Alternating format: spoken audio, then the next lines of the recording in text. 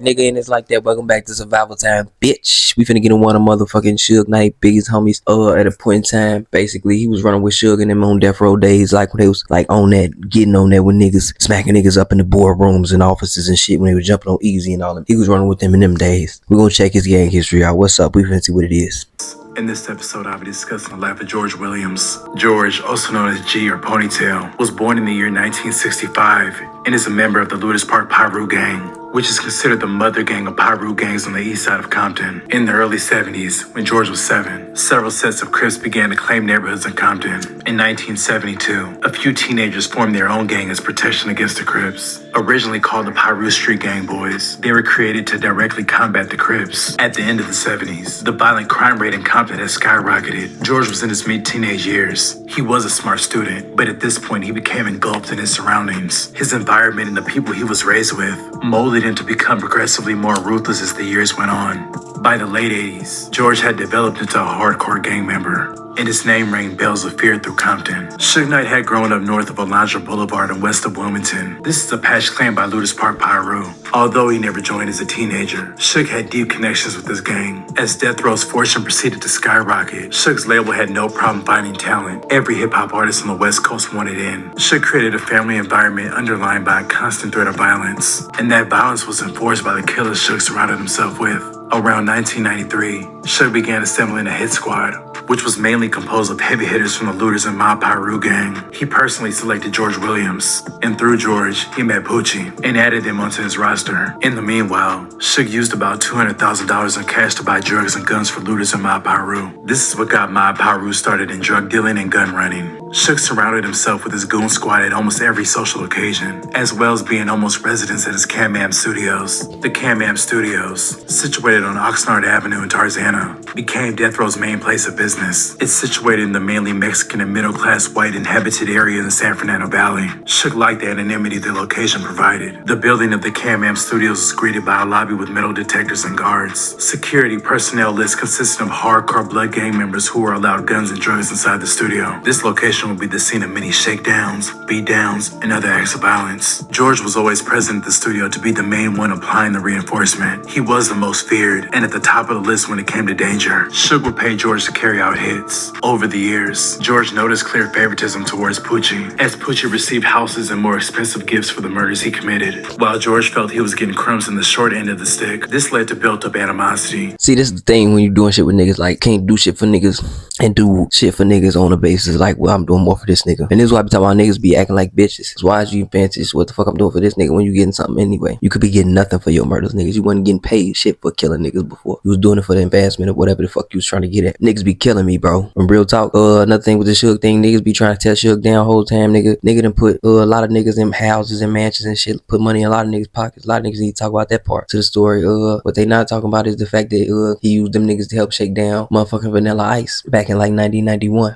But that's the thing, he actually had the idea to do this shit, to get money from all this shit, to help these niggas. He used these niggas on the chessboard shit. But these niggas wasn't doing shit prior to that. Fuck. Which boiled over into an argument between Suge and George. Some say George was stealing money from Suge, and when Suge found out, he fired him and demanded that George return the gifts and cars he had given him over the years. Other people close to George say he was set up and made to be the fall guy. Whichever theory is true, George refused to return any of the gifts. He felt he had earned them for all the dirt he had done for Suge throughout the years. Suge was heated when he found out George wasn't going to give back the car. Some say Suge had a fear of George. Okay, I'm riding with him on this one, nigga. I just called these bodies for you, nigga. You gonna try to take this shit back? Fuck all that, nigga. This ain't that, nigga. What you thought was? That shit dead. That shit is unalive. Fuck you talking. That shit is over with, nigga. Fuck you thought I did crime for free, nigga. Fuck out of here. I just was bigging him up. Damn, he just tried to snatch shit back. He an Indian giving ass nigga now. He felt it was best to get George out of the way, but it would end up backfiring in the worst way. Suge then allegedly put a hit out on George. Then one day, Suge had his goons lure George to a secret location where they gave him a severe beatdown. They tortured him, and Heron wound up shooting George in the ass. They were about to kill him, but somehow George got away. George went into hiding right after, but started recruiting other Piru members to fight against Suge and his crew, mainly included members from Fruittown and Ludus Park. George retaliated by having one of Suge's closest soldiers, Heron, killed. He quarterbacked Heron's assassination by having his girl Woolsey, who was dressed as a man that day, and Roderick bounced out on Heron while he was blocked in traffic and light up the car 27 times with 2 AKs. Heron was dead on sight. Before he was killed, Heron knew George was coming for him. Heron was hiding in the bushes trying to get to him first, but George was 2 steps ahead. Heron's murder was a clear message from George to Suge that the war was on. George had... Damn, that nigga cold, nigga. He sent his bitch out there to do the hit, and he planned that shit and plotted that shit, put that shit together, nigga. Damn, put 27 of them things in that nigga. Goddamn, they trying to make sure that nigga was dead. Fuck a message. They motherfucking imprinted that motherfucker in them niggas' brains, pretty much. Sides against Suge and became an execution agent of Roderick Reed, also known as Lil Rod from Fruittown, Pyru. Lil Rod had evolved into a powerful PCP agent across the country. Around that time, after he linked up with George, he had a large amount of drugs stolen. The robbery included a friend of Poochie named William. So on August 4th, 2000, Poochie and William were sitting in a van on a dead-end street in Compton when just after midnight, 2 men run up, open fire, and flee. William died an hour later, and Poochie was seriously injured. It's strongly believed that George is one of the alleged shooters. 3 weeks later, Lil Rod's friend Vince was subsequently kidnapped, tortured, murdered, and found near a Compton graveyard. There was a videotape of Vince's execution. Buntry,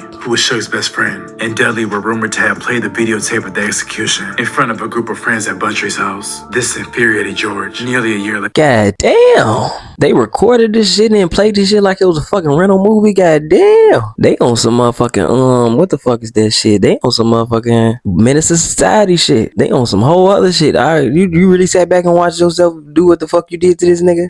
That's fucked up. If it was me, I ain't gonna lie, I'd ride too if it was my homie. Cause how the fuck y'all gonna torture him and then beat the fuck out of him and then kill him and then tape it and then put the shit out there for everybody else to see? So y'all gonna laugh about this shit? Nigga, this ain't Comic View, nigga. This ain't no motherfucking chat room, bitch. Dudley was shot and killed in a hail of bullets in front of Buntry's home. George is alleged to be the trigger man. 8 months later, on April 3rd, 2002, Buntry pulled up to a gas station and fell up. He was about to start pumping gas when 2 men walked up and drew their pistols. Buntry was shot 4 times and he died shortly after. The assailants fled in a pickup truck drove by a man in a ponytail. Police released sketches of the 2 suspects based on witness descriptions. It's widely believed the man behind the shooting is allegedly George Ponytail Williams himself. Fast forward to October 16th. First of all, the nigga got a ponytail. Then second of all, you know his nickname Ponytail, so you know it was the nigga. Damn, his name George Ponytail. It's that perm, so you know he put that bitch in a ponytail to pop this nigga. Damn.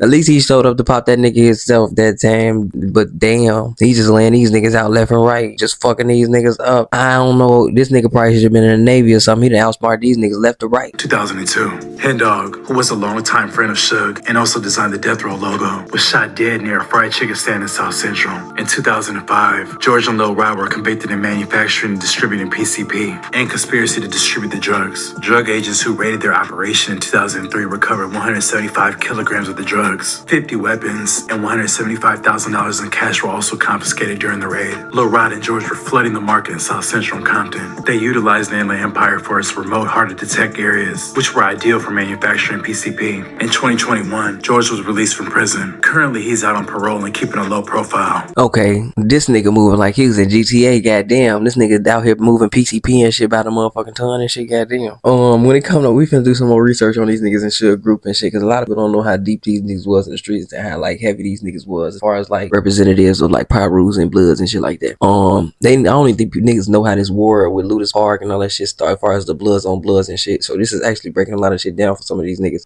Y'all let me know what the fuck y'all think, but whole time I want to say this before we wrap this shit up. This literally stems from like pride and jealousy of man.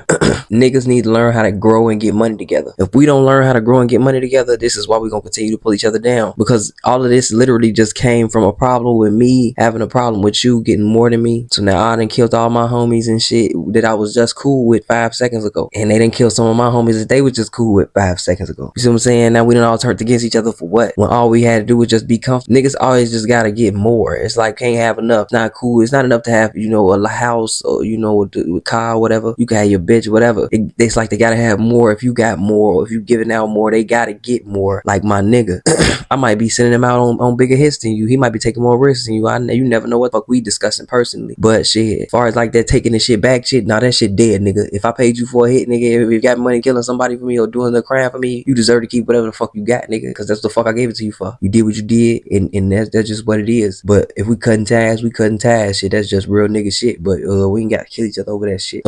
This whole beef was pointless as fuck. So now you got all these people dead over nothing. Nigga died at 36, bro. The nigga Buntry died at 36. All these niggas died in their 30s pretty much. They was past their 20s. They was past their like young nigga stages. So really, this was a dumbass situation. I don't together. So this just show you a lot of niggas don't be able to grow. And a lot of times when these niggas don't be able to grow, they don't do nothing but drag you down, right? Because after everybody got killed, that's what ended up making Suge lose his little area and empire and strong arm on within the industry and even within the streets. So y'all let me know what y'all think in the comments and all that. I'm gonna leave all this shit in the link in the description. Y'all let me know what's up. We out.